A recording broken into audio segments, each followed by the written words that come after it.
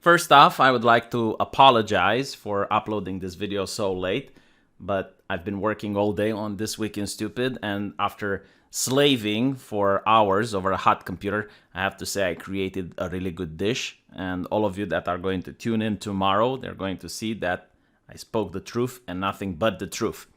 In the meantime, let's talk a little bit about the Met Gala yet again. I know that both myself and many other YouTubers have talked about it, but I don't want this to be put into the memory hole. I want people to actually remember that this is a big thing. And when you talk with your friends, when you talk with other people on forums, you should remind people what the elites are doing. Because it's very interesting to see the 1% of the 1% all caring about social justice. Not one of them that I could see was a Republican or an evil right-winger. No, all of them are very progressive individuals who care about marginalized people, oppressed groups, insert racial minority here that they care about. And of course, they have very interesting speeches where they lecture you on why you're a bigot, why your country is racist, why this and that is problematic. All the while outside, actual Black Lives Matter activists were being beaten by cops. And not one of these people went outside in order to protest alongside the protesters. In other words, social justice and woke ideology is all about pretending. And I'm pretty sure most of you who watch my channel know this, but many people don't. So this is a good example to show to them what exactly is happening.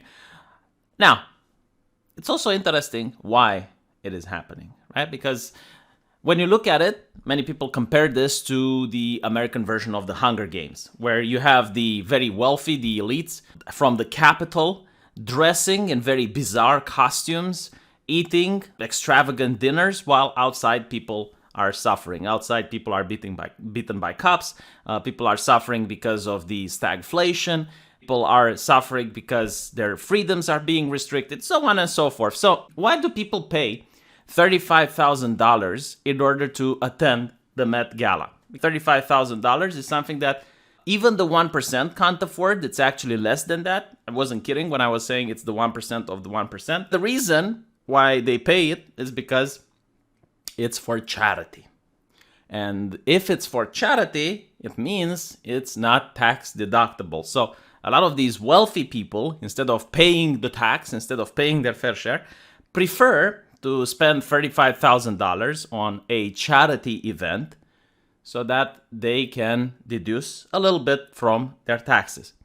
So you might say, well, charity is a good thing, right? I mean, what exactly are they doing? Are they feeding the homeless? Are they giving money to orphanages? Perhaps they are helping the dog shelters? The answer is no. This charity is for the art museum. It's for art, anyway. An art gallery or something. Now, if you know anything about art in 2021, you will realize that it's also a scam. For example, you can have someone that tapes a banana on a wall, and then you can have someone else that appraises that banana taped on a wall for $100,000. And then you can donate that work of art to a museum, and there you go, tax deductibles. So it's pretty much like this nepotism, this incestuous relationship between the rich and the art connoisseurs. And of course, if you are ever going to say that a banana taped to a wall is ridiculous, it's because you're not cultured enough. It's because art is subjective. And just because you don't get it doesn't mean other people don't get the value of $100,000 by looking at the banana. So that is the main reason why they do it. They go there in order to have donations, to be viewed that they're contributing to society. Now, you may wonder, well, okay, why don't they just donate the money somewhere else? Well, it's because they also raise awareness. This is very important with progressive culture, raising awareness. And this is actually why they dress in such disturbing and bizarre manners. It's in order for them to stick out. For example, I have no idea who this lady is, but because she wears the peg, the patriarchy, now she is sticking out. For these people, their name, their face is a brand. If people recognize them, then they might get various deals, whether it is for music, for movies, maybe a company wants to associate with them because, hey, look, like this person is a renowned feminist activist. She wore the patriarchy bullshit. Because of that, if we have her in our Gillette commercial, it's going to raise our ESG score. ESG stands for environment, social, and governance, meaning that the higher the score, the more likely progressive business do deals with you. Basically, it's like a woke score, right? So big companies, big corporations use the woke score. And by having these people on, it raises your woke score. In other words, everything is a facade. Everything is about pretending. They're not doing anything. But by being there, they raise awareness amongst their peers and they become excellent people. Because that's how it is to be part of the American elite. It's not by actions. It's not what you're doing. It's all about raising your wokeness, appearing, right? Raising the appearance. So you have this lady, for example, right? And she uses the peg the patriarchy thing. Now, the person who apparently coined the phrase can also piggyback on her wokeness in order to get woke points. So now this person appears in every single mainstream media outlet. I think I saw her in The Guardian. I saw her on BBC. I saw her on CNN. I'm seeing her on the Huffington Post. And now the sex educator Luna Matatas, who apparently coined and trademarked the phrase, can piggyback on her success by whining. So there's a lot of articles pointing out that this sex educator, and by the way, I don't even know why we have sex educators. Like, people can't even get a date in high school. Like, the overwhelming amount of male colleagues that I had didn't even know how to approach a woman. Instead of sex educators, maybe we should have date educators. Because trust me by this one, if someone can date and find a significant other and start a good relationship going, they're going to figure out the sex anyway. But I digress. So this person, Luna Matatas, is pointing out that, oh, she coined this and this person didn't give her credit. Which is so funny because she's acting like she wrote Shakespeare and this person stole her work, as if she wrote some bizarre masterpiece that only she could have thought about, and this person pirated it. She did a little bit of socialism. She appropriated the work for free. But no, it's just like this little phrase. The whole point is to make it seem like you're a victim. You're a victim. Like you can't sleep at night because someone stole your hard labor.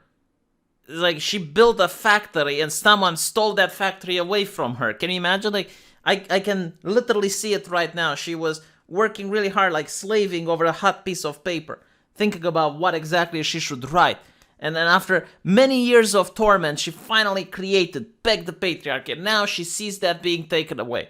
And of course the journalists, like all the progressive publications, they're like, oh, the injustice.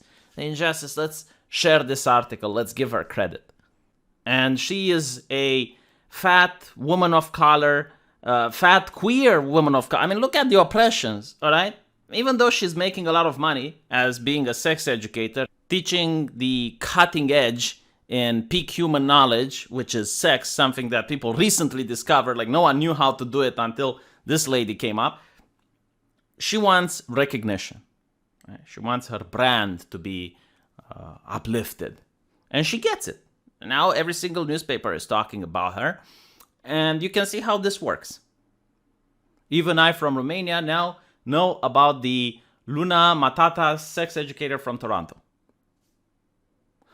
Does this help anyone? Does it actually help poor people? Does it help marginalized people? No, it helps Luna Matatas. And it helps this lady.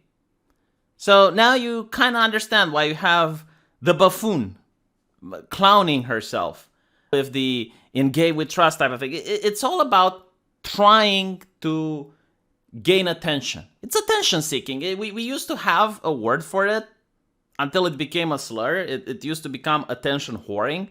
And people said, oh, well, like, you're a misogynist for saying that. No, like, it's not about women. Right? It's about the fact that that particular profession is demeaning. Like, you're degrading yourself in order to make an easy buck. And it's literally what it means. It's people degrading themselves in order to gain attention.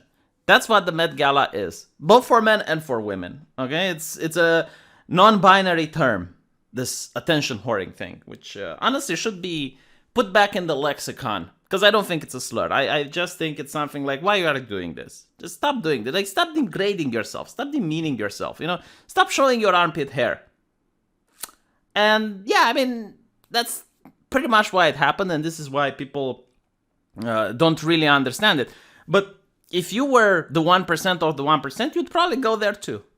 Why? Because you make connections, you manage to get a little bit of tax deductibles, you get Uncle Sam out of your back, and you also pretend to care about all of the good social issues while not doing absolutely anything, because at the end of the day, you don't really want to do anything about it, because you are the 1% of the 1%. Like, you don't want to get taxed more. That's why you're there, to not get taxes. And this is the charade. This is the facade. It's what the people like to call the circus. But yeah, I wouldn't call these people clowns, because they are the entire circus. Let me know what you guys think, and I'll see you in the comment section. Take care.